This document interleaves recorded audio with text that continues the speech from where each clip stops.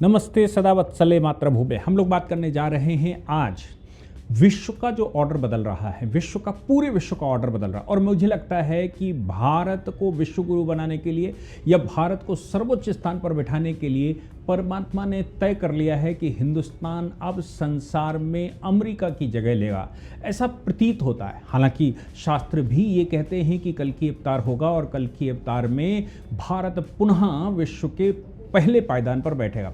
Economically कह लीजिए अच्छा चल रहा है, पॉपुलेशन हमारे पास है, हमारे पास सभी प्रकार की जलवायुएं होती हैं, हमारे पास फोर्सेस इस समय वर्ल्ड की 4 बड़ी फोर्सेस में से हमारी फोर्स का भी नाम लिया जाता है। सैटेलाइट सिस्टम में, अंतरिक्ष शास्त्र में भी भारत का नाम लिया जाता है और विज्ञान में, इनोवेशंस में भी भारत का नाम है। भारत के प्रधानमंत्री मोदी जी के बनने के बाद भारत ने जो चाल चली है, भारत ने जो स्पीड पकड़ी है, उस स्पीड से पूरा विश्व इस समय सवाल खड़े करता है। पूरा विश्व भारत पर कॉन्सेंट्रेटेड है, भारत से हर कोई संबंध बनाना चाहता है, क्योंकि विश्व की हर एक रिपोर्ट ये कह रही है कि विश्व में कहीं भी रिसेशन आ सकता है, भारत में 0% चांस है रिसेशन का।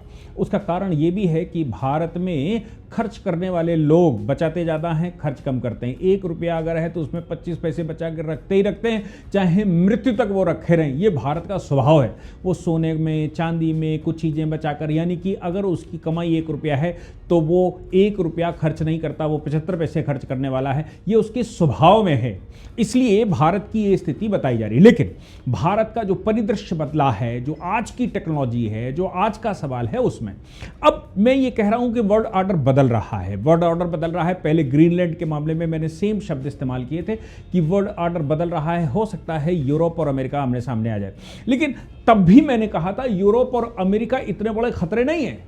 और यूरोप और अमेरिका आपस में भी खतरा नहीं है। उनकी वो अंदरूनी नाटों की अंदरूनी खेल हो सकता है। डोनाल्ड ट्रंप ने एक जगह पर कंसंट्रेट किया और दूसरी जगह पर हमला किया, लेकिन वो प्रॉक्सी बनाकर लड़ता है, इसमें कोई शक नहीं। ये अमेरिका का स्टाइल है कि वो प्रॉक्सी के रूप में लड़ता है। प्रॉक्सी से मतलब है कि वो जिस देश से लड़ना चाहता है उसके बगल में एक ऐसा देश उसको सपोर्ट करना शुरू कर देता है।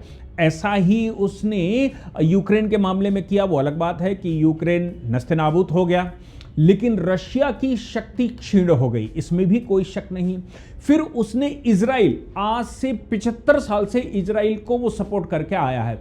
इजराइल को पूरे खाड़ी के बीच में प्रॉक्सी बनाकर रखा। हालांकि उसने शिया और सुन्नियों के बीच में भी सही से खेल कर रखा है, इसमें कोई शक नहीं।